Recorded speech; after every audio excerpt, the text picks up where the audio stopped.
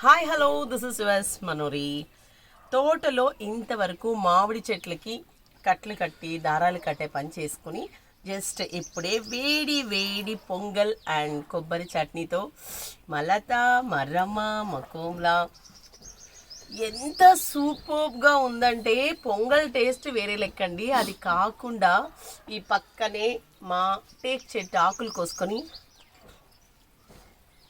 తింటా ఉంటే ఓ పక్క పొద్దు నుంచి కష్టపడ్డాము నెలలో, ఓ పక్క ఆకలేస్తుంది.